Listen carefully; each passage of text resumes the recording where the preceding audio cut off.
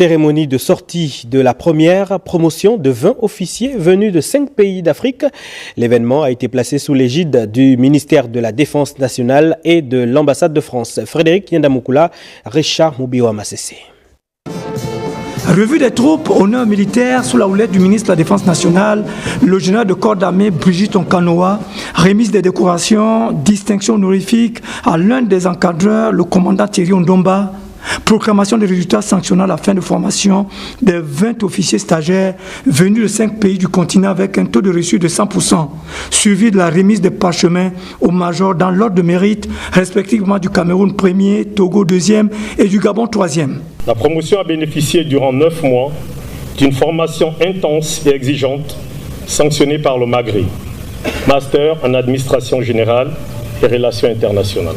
Le MAGRI est une formation de 2e cycle universitaire à vocation professionnalisante et destinée au personnel militaire. Vous avez choisi une voie qui requiert non seulement des connaissances techniques pointues, mais aussi un sens aigu du devoir et de la responsabilité envers vos différents pays.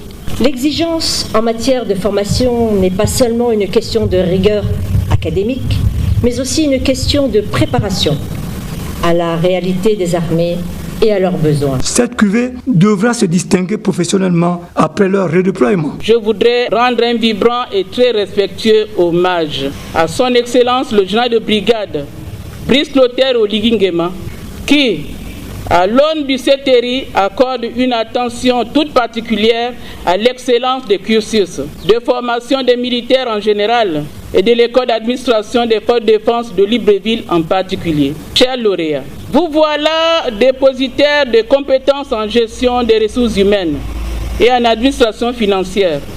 Vous êtes donc désormais appelés à soutenir avec rigueur, intégrité et honnêteté nos forces de défense dans leur mission essentielle de défense et de sécurité nationale. Au terme donc de cette formation académique militaro-universitaire de haut niveau, les récipiendaires sont désormais attendus à l'œuvre les jours à venir.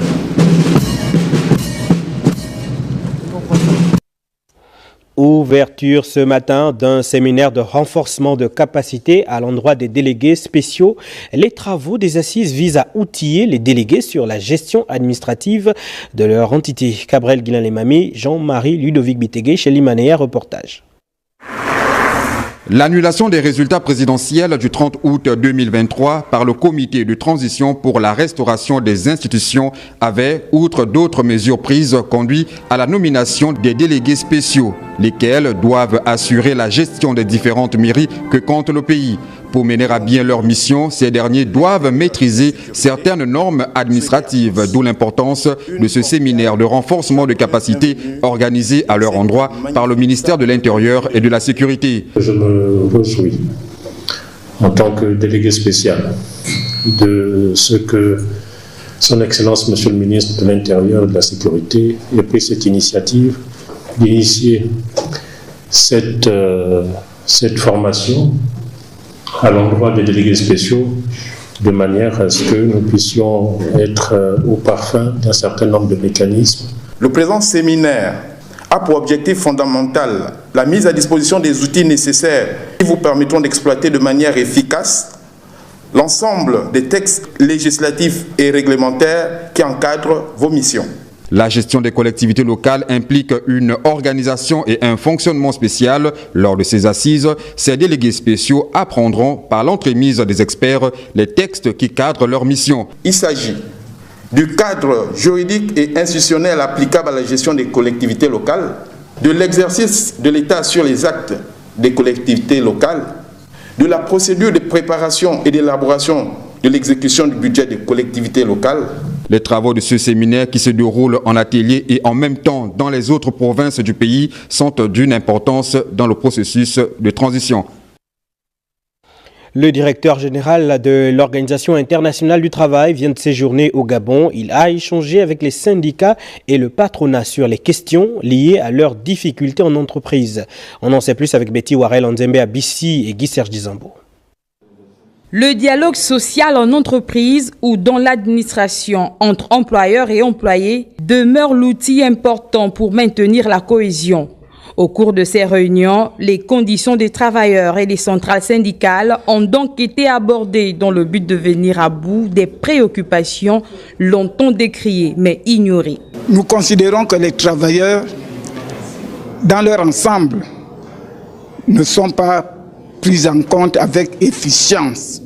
Il y a une certaine négligence au niveau de leurs entreprises, au niveau des administrations. La présence au Gabon pour la première fois d'un directeur général du Bureau international du travail a permis aux salariés de soumettre leurs projets, notamment la tenue imminente des élections sociales. Nous avons parlé des élections sociales et il faut reconnaître que là aussi, le BIT va nous aider, va nous accompagner pour organiser ces élections sociales. Le gouvernement gabonais tient à ce que ces élections se fassent dans les tout prochains jours. Au terme de 48 heures de séjour en terre gabonaise, Gilbert Oungbo a été reçu en audience par le ministre du Travail après sa rencontre avec les syndicats et le patronat. Nous nous sommes entretenus avec le ministre de tutelle, le ministre du Travail, sur les sujets d'actualité, sinon les sujets brûlants qui les attendent comme membres du conseil d'administration de l'OIT dans les mois à venir, à commencer par le mois d'octobre-novembre 2024. Le BIT a pour mission de promouvoir la justice sociale, les droits de l'homme et les droits au travail. Le directeur général actuel est à la tête de cette institution depuis le 1er octobre 2022. Cérémonie de remise de dons pour le projet de construction d'un centre d'éducation préscolaire au centre d'accueil pour enfants difficultés sociales d'Angondje. Ce matin, en présence du ministre des Affaires sociales et l'ambassadeur du Japon. Jean de Dieu Ogomsongombi, Pierre Claver est là, Le Point.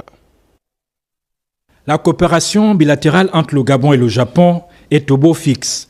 3 ans après la signature de contrat de dons destinés à la construction d'un centre d'éducation préscolaire d'Angondje, aujourd'hui, le ministre des Affaires sociales et l'ambassadeur du Japon procèdent à la remise officielle du dit centre financé totalement par le Japon. Le projet de construction d'un centre d'éducation préscolaire au centre d'accueil pour enfants en difficulté sociale d'Angondje d'une valeur de 82 359 €, soit plus de 54 millions de francs CFA. Le don d'aujourd'hui s'inscrit dans la continuité de nos actions. Au nom du président de la transition, président de la République, chef de l'État, son Excellence le général Brice Clotaire Oligui Nguema, ainsi qu'au nom du gouvernement de la transition, nos vifs et sincères remerciements pour la réalisation de ce projet qui matérialise une fois de plus la dynamique des relations bilatérales qui existent entre le Japon et le Gabon. Ce 82e don du gouvernement japonais vise essentiellement à offrir aux enfants vivant au Cap d'Est d'Angondje de recevoir, entre autres, des connaissances et les bases d'une bonne éducation citoyenne. Les actions et les réalisations menées par le gouvernement japonais dans le domaine du social et de l'éducation convergent toutes vers un seul but, même but, celui d'offrir un meilleur avenir aux enfants de ce beau pays. M'adressant au personnel et à l'ensemble de l'équipe d'encadrement du CAPEDES, Madame la responsable, je vous demande de prendre grand soin de ce précieux bâtiment et de son équipement dans l'intérêt supérieur des enfants placés sous votre responsabilité. À ce jour, 95 micro-projets sont au bénéfice de la population gabonaise.